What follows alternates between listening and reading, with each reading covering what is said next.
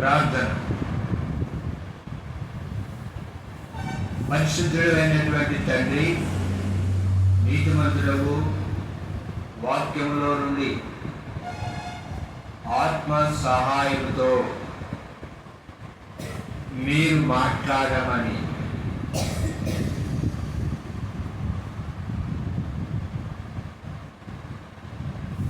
యేసుక్రీస్తు నామములో అడుగుతున్నాను తండ్రి, ఆమేన్.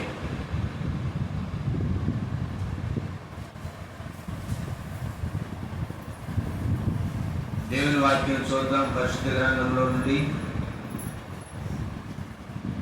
మత్తయి సువార్త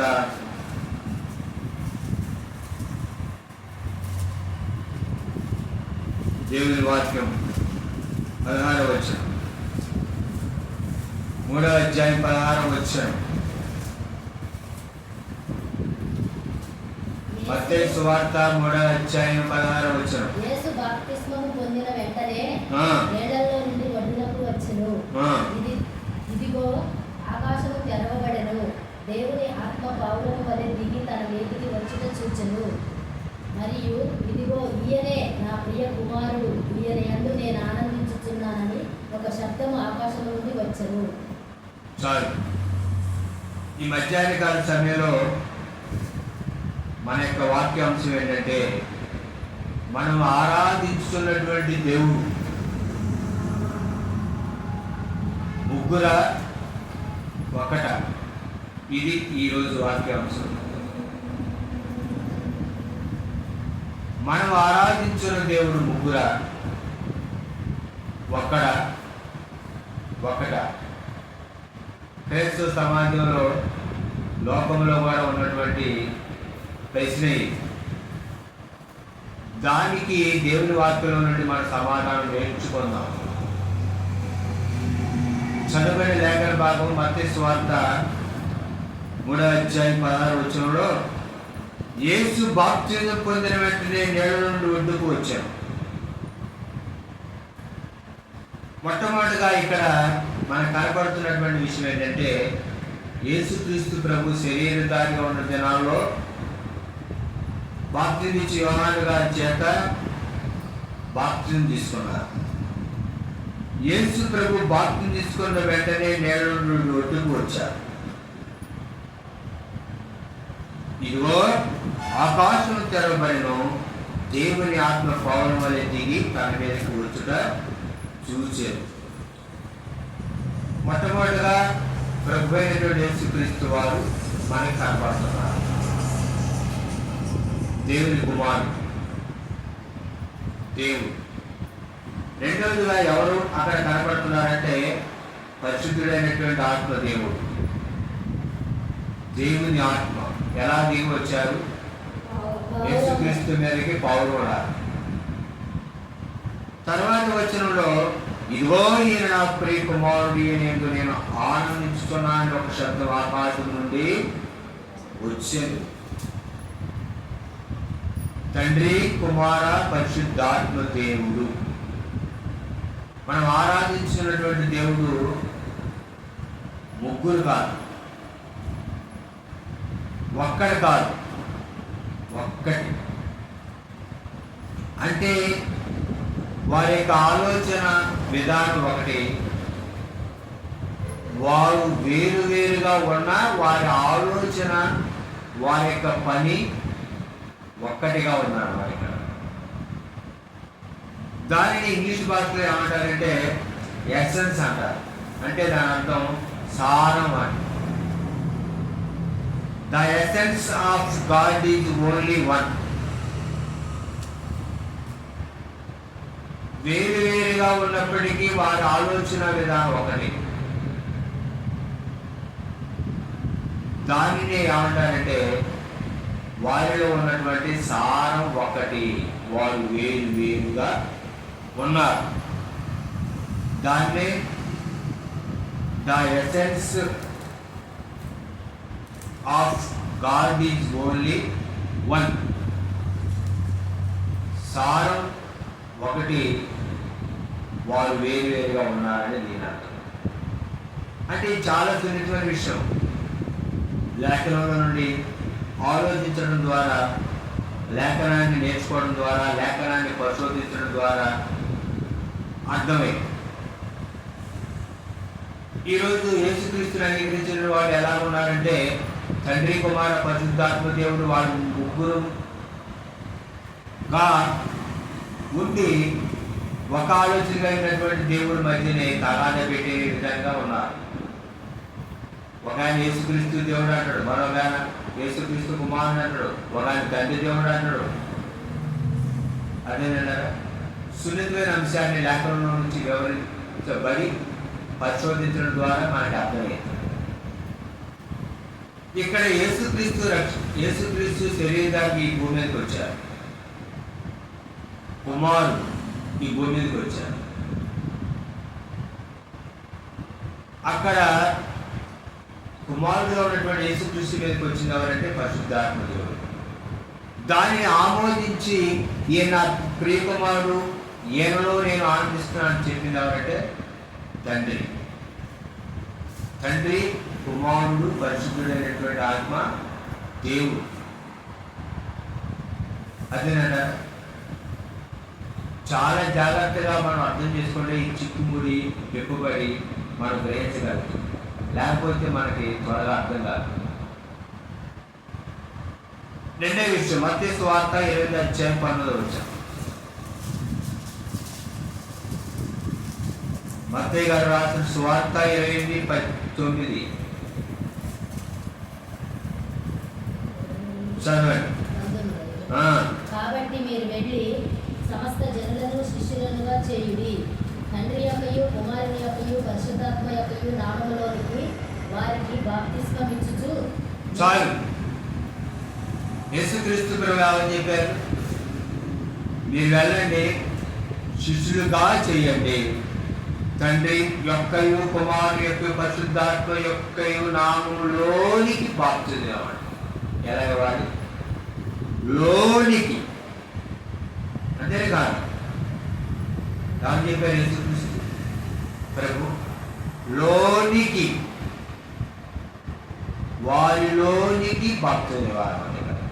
10 మంది యేసుక్రీస్తు నామములో బాప్తిజం అంటారు. అది కాదు. ఇక్కడ తండ్రి యొక్క కుమారు యొక్క పరిశుద్ధుడైనటువంటి ఆత్మ యొక్క నామములో బాప్తిజం ఇవ్వమని ఎవరు చెప్పారు? యేసుక్రీస్తు ప్రభు చెప్పారు. 10 మంది అంటారు యేసుక్రీస్తు నామములో బాప్తిజం తీసుకొని పేతురు గారు చెప్పారుగా, మూర్ఖులకు ఈ తరవారికి వేరే మీరు రక్షణ పొందండి, యేసుక్రీస్తు నామములో బాప్తిజం తీసుకొని అప్పుడు మీరు పరిశుద్ధాత్మని వరమును పొందుదురు అని పేతురు గారు చెప్పారుగా అంటారు. అక్కడ సందర్భం ఏంటి? అక్కడ ఉన్న ప్రజలు యేసుని హెచ్చించాలి కాబట్టి ఆ నామాన్ని పేతురు గారు దేవుని సహాయంతో తెలియజేశారు. అదేంటంట, యేసు ప్రభు చెప్పిన మాట, తండ్రి నామం, నా నామం, పరిశుద్ధాత్మ ఏంటి ఆ నామం? తండ్రి యొక్క కుమారుని యొక్క పరిశుద్ధాత్మ యొక్క నామంలోనికి బాప్తిజం. యేసుక్రీస్తు బాప్తిజం తీసుకున్నప్పుడు తండ్రి శరీరాలుగా, కుమారుడు ఆత్మగా, పరిశుద్ధాత్మ దేవుడు కనపడ్డారు. త్రియేక దేవుడు కాదు,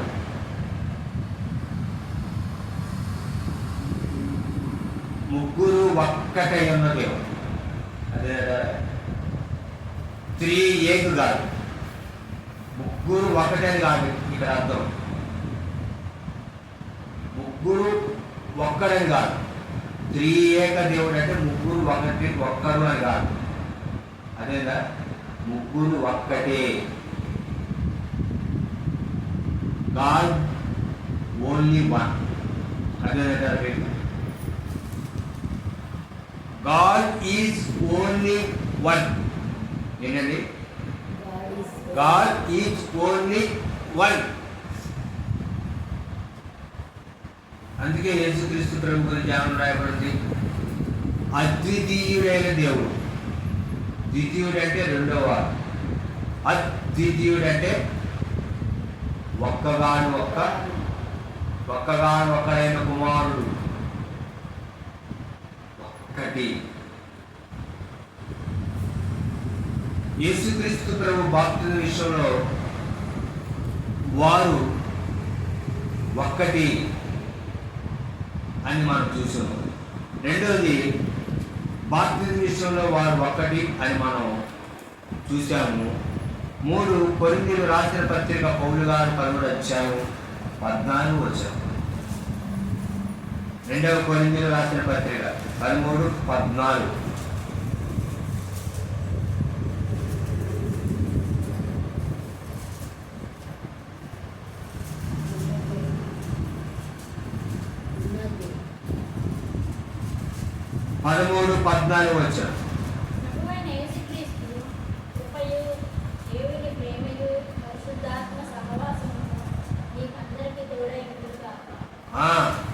పౌలు గారు ఆశీర్వాదం ఇచ్చే విషయంలో ఏమని చెప్పారు?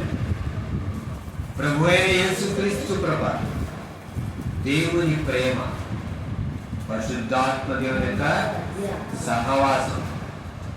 కొరింథీయులకు రాసిన పత్రిక అపోస్తలుడైన పౌలు గారు 13:14 ఉన్నటువంటి లేఖన భావం. మొట్టమొదటిగా యేసుక్రీస్తు బాప్తిజం అప్పుడు వారి పనులు వేరుగా ఒకటిగా కనపడుతున్నటువంటి దేవుడు. పరిశుద్ధాత్ముడు పౌలులా యేసుక్రీస్తు దగ్గరికి వస్తే, నేను నా కుమారుడు ఆనందిస్తున్నానని తండ్రి చెప్పాడు. తండ్రి కుమార పరిశుద్ధాత్మ యొక్క నామంలో బాప్తిజం యేసుక్రీస్తు వారు తెలియజేశారు. పౌలు గారు ఆశీర్వాదం విషయంలో తెలియజేశారు. తండ్రి ప్రేమ, కుమారుడి యొక్క కృప, ఆత్మలో సహవాసం. అదంట తండ్రి ప్రేమిస్తున్నాడు, యేసుక్రీస్తు ప్రభుత్తున్నాడు, పరిశుద్ధాత్ముడు దేవుడు యేసుక్రీస్తులో తండ్రితో సహవాసం కలిగి ఉండడానికి సహాయం చేస్తున్నాడు. అటువంటి ఆత్మయు మన బలహీనతలు వెలిగి మనకు సహాయం చేస్తున్నారు. మనం ఎలాగ ప్రార్థన చేయాలో తెలియగా ఉత్సరింపసరితో తానే మనతో కూడా ప్రార్థించమని నేర్పుతున్నాడని లేఖనంలో రాయబడి చూద్దాం. మరి యొక్క లేఖన భాగం పరిశుద్ధ గ్రంథంలో ఆదికాండం 1:26. ఆదికాండం 1:26.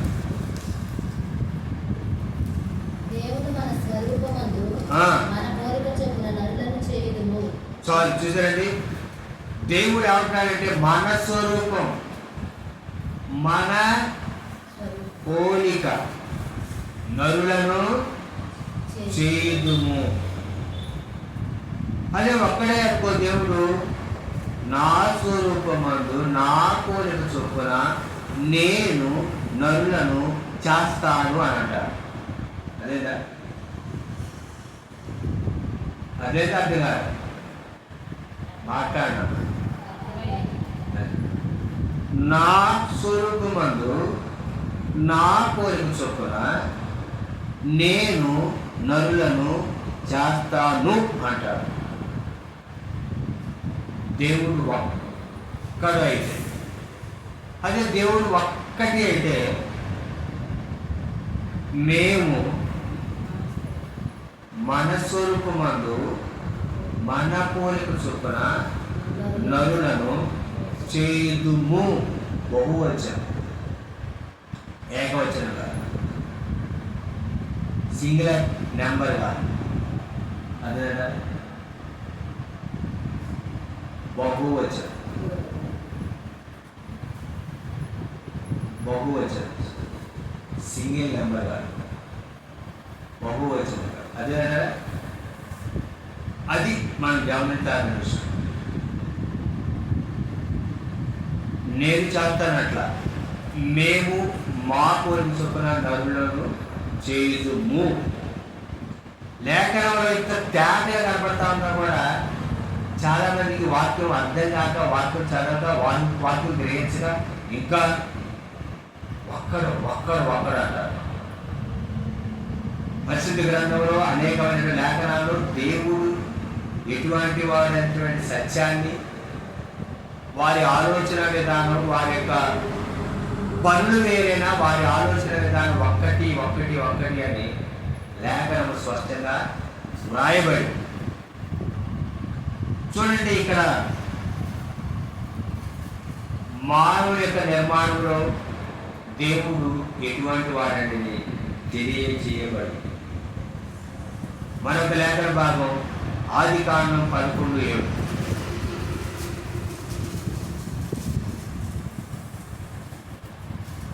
ఆదికాండం 11:7. కనుక మనము దిగిపోయి వారిలో ఒకరి మాట ఒకరికి తెలియకుండా అక్కడ వారి భాషను తారుమారు చేయుదము రండని అనుకొనెను. మనము దిగిపోయి,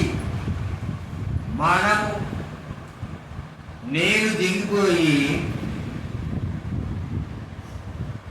నేను భాష తారుమారు చేస్తానట దేవుడు. మనము దిగిపోయి వారిలో ఒకరి మాట ఒకరికి తెలియకుండా అక్కడ వారి భాషను తారుమారు చేయుదుము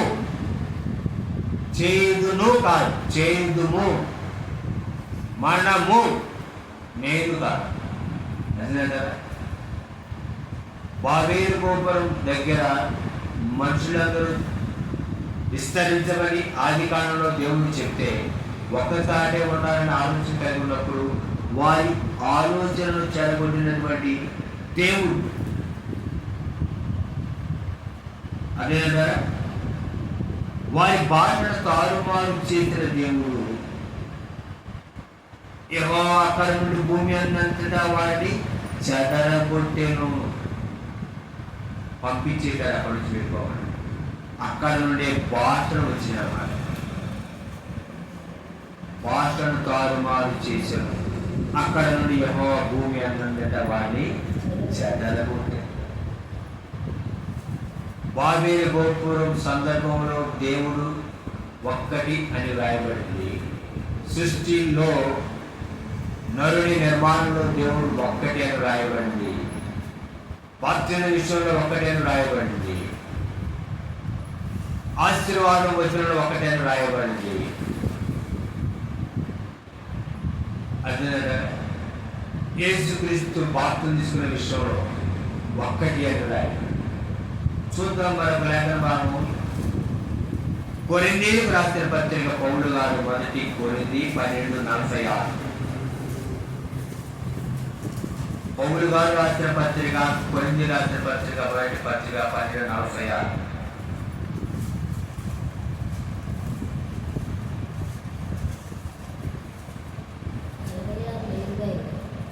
కొరింథీయులకు రాసిన పత్రిక 1 కొరింథీ. చూడండి దేవుని వాక్యం. కొరింథీ రాసిన పత్రిక 12వ అధ్యాయం 1 కొరింథీ. చూడండి ఒకసారి చూద్దాం.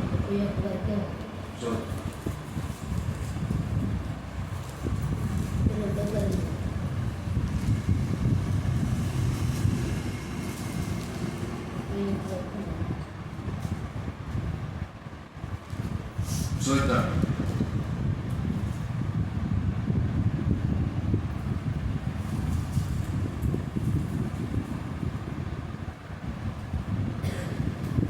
చూడండి దేవుని వాక్యం.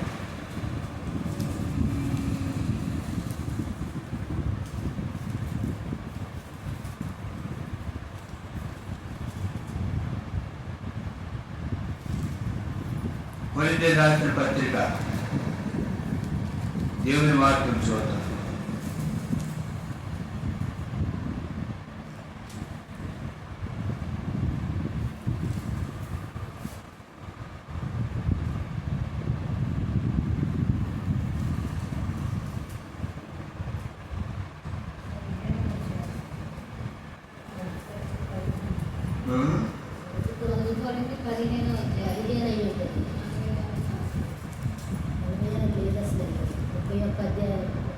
సరే మంచి. కనుక మనం చదివినటువంటి లేఖన భాగాలలో దేవుడు తాను ఒక్కటి అన్న విషయాన్ని మనకి స్పష్టంగా గ్రహింపు కలుగుతా ఉంది. యేసుక్రీస్తు వారు బాప్తిసం తీసుకున్న సందర్భం బాబేలు గోపురం దగ్గర మానవుని యొక్క నిర్మాణంలో అనేక విషయాల్లో లేఖనాలలో ప్రభు మనకి స్పష్టంగా తెలియజేశారు. కనుక చూడండి, దేవుడు ఒక్కడు కాదు అనే సత్యం లేఖనాలలో అనేక సందర్భాల్లో అనేక విషయాల్లో యేసుక్రీస్తు వారు తెలియజేశారు. తండ్రి దగ్గర నేను నేర్చుకున్న విషయాలు నేను మీకు బోధిస్తానని చెప్పారు. నేను బోధించే విషయాలే పరిశుద్ధాత్మ దేవుడు తానంతగా ఆయనే బోధించడు. నేను ఏదైతే చెప్పానో వాటిలో నుండే బోధిస్తానని చెప్పారు. బోధించే విషయంలో లేఖనంలో స్పష్టంగా రాయబడుతుంది. తండ్రి దగ్గర నేను నేర్చుకున్నాను, నేను మీకు చెప్తాను. పరిశుద్ధాత్మ దేవుడు అవే సంగతులు మళ్ళీ మీకు తెలియజేస్తాను. అంతేగాని కొత్త సంగతులు తెలియజేయు. క్రొత్త బాధ రాదు, ఉన్న బాధ. అది కదా ఉన్న బాధ క్రొత్త బాధలా ఉంది, క్రొత్త బాధ ఉన్న బాధ రాదు. అదే మీకు పరిశుద్ధాత్మ దేవుడు కొత్త సంగతులు చెప్పడం, ఉన్న సంగతులే చెప్తాడు. మనం అనుకుంటున్నాం అమ్మో ఇది కొత్త సంగతి. వాక్యాన్ని చూస్తే ఇది కొత్తదా పాత అనేది మనకి ఏం కలిగిందంటే గ్రహింపు కలిగింది. మొట్టమొదటిగా ప్రభు బాప్తిజం విషయంలో తండ్రి ఆనందిస్తున్నాడని చెప్పాడు. పరిశుద్ధాత్మ దేవుడు పౌరులాగా వచ్చారు. యేసుక్రీస్తు ప్రభువారు పునరుత్థానుడైన తర్వాత, తిరిగిలేచిన తర్వాత ఆయన చెప్పారు తండ్రి కుమార పరిశుద్ధాత్మ నామములో బాప్తిజం ఇవ్వబడ్డారు. పౌలు గారు ఆశీర్వాదంలో దేవుని ప్రేమ, ప్రభు కృప, ఆత్మతో సహవాసం. అదే కదా. కనుక లేఖనాలలో దేవుడు స్పష్టంగా రాయించాడు. ఆయనలో ఉన్నటువంటి వాళ్ళలో ఉన్నటువంటి సారం ఒకటి, వ్యక్తులు వేరైనా సారం అనేది ఒకటి. ఇలా అనేక విషయాలలో లేఖనాలు స్పష్టంగా వ్రాయబడి ఉంది. మరొక వాక్యం చూడటం సందర్భంలో పరిశుద్ధ గ్రంథంలో ఉంది, అపోస్తలుల కార్యాల గ్రంథం లేఖనంలో ఉంది.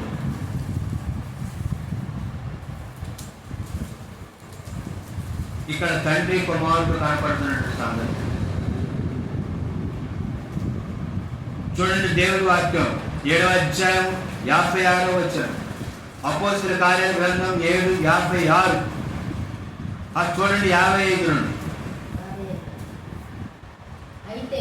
55 నుండి చదవండి. అయితే పరిశుద్ధాత్మతో నిండుకొనిన వాడై ఆకాశము వైపు తేరి చూచి దేవుని మహిమ యేసు దేవుని కుడిపార్శ్వమందు నిలిచి ఉండుట చూచి. చాలు. అయితే అని ఆపార. అయితే అనవాడు. అయితే అతడు పరిశుద్ధాత్మతో నిండుకొనిన వాడే. ఎవరు? స్టెఫెన్ పరిశుద్ధాత్మతో నిండుకొనిన వాడై ఆకాశము తెరవబడుటయు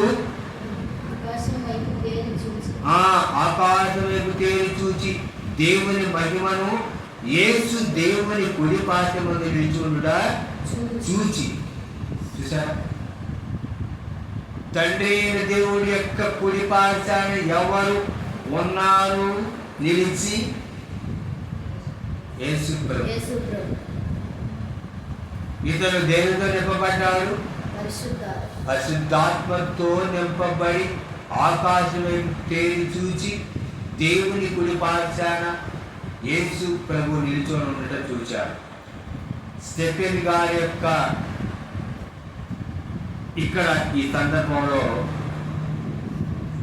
తండ్రిని చూస్తున్నారు, కుడి పార్శ్వాన యేసుని చూస్తున్నాడు. ఆత్మదేవుడు తనను నింపడం చూస్తున్నాం. అదే కదా, ఈ విధంగా లేఖనాలు అనేక విషయాలలో తండ్రి, కుమార, పరిశుద్ధాత్మ దేవుడు ఒక్కటే ఉన్న దేవుడు మనకి స్పష్టంగా లేఖనాలు కనిపిస్తారు. నేను ప్రేమించేది తండ్రి అంటే ఎందుకు ప్రభు ప్రేమించడంటే ప్రేమిస్తాడు. అందుకని వాళ్ళ ఆలోచనలు, వాళ్ళ స్వభావం ఒకటి. వేరుగా ఉన్న వారి ఆలోచన స్వభావం ఒకటి. దానిని ఇంగ్లీష్లో ఎసెన్స్ అంటారు అన్నమాట, తెలుగులో సార్. అదేనా కనుక మీకు కొంచెం గొప్ప అర్థమైపోయినా దేవుని వాక్యాన్ని యూట్యూబ్లో చూస్తున్నటువంటి వారికి స్వస్థంగా అర్థమైంది. మనం ఆరాధించేటటువంటి దేవుడు ఎవరో ముగ్గురా ఒక్కడా? ఎవరండి మనం ఆరాధించే దేవుడు? ఒక్కటై ఉన్న దేవుడు. అదనమాట దాని అర్థం అది. అంటే లోకములో ఉన్నవారిలాగా ముగ్గురు కనపడుతున్నట్టు, లోకంలో ఉన్న వాళ్ళ ముగ్గురు కనపడుతున్నట్టు కాదు. ఇక్కడ the essence of God is only one. అదనమాట వాక్యంలో ఉన్నటువంటి సత్యం. నా మాటలు కాదు, దేవుని వాక్యంలో ఉన్నటువంటి వాస్తవం. కనుక మనం వాస్తవాన్ని తెలుసుకోవాలి, ఆలోచించాలి, పరిశోధించాలి. అప్పుడు వాక్యంలో ఏముంది? నేను చెప్పేది కాదు, వాక్యం చెప్పేది. నా మాట వాక్యానికి సరిపోల్చబడాలి, అప్పుడు అది ఆమోదయోగ్యంగా ఉంటుంది. అదే కదా, కనుక క్రైస్తవ సమాజంలో ఉన్నటువంటి ఒక రకమైనటువంటి ఆలోచన నుండి విడుదల పొంది సత్యాన్ని గ్రహించి సర్వసత్యంలో మనం ముందుకు సాగు. అతి కృప ప్రభుత్వించుగా ప్రార్థన చేసి తల వంచని కళ్ళు మూసుకోండి. ప్రార్థన.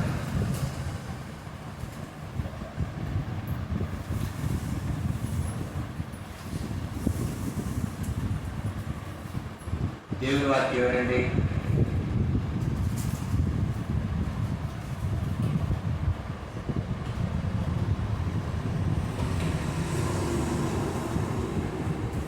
దేవుని వాక్యం వినండి, ఆత్మీయంగా బలపడండి. మీ ప్రార్థన అవసరాలు, మీ యొక్క సలహాలు, సూచనలు మా ఫోన్ నెంబర్కి ఫోన్ చేయండి. మా నెంబర్ 86392626 అని 47 నెంబర్కి ఫోన్ చేయండి. 86392626 47 నెంబర్కి ఫోన్ చేయండి. మీ సలహాలు, సూచనలు కామెంట్ సెక్షన్లో తెలియజేయండి. దేవుని వాక్యం విని సత్యాన్ని తెలియజేయండి. యేసుక్రీస్తు నామములో అందరికీ వందనాలు. ప్రభుత్వం ఆమేన్.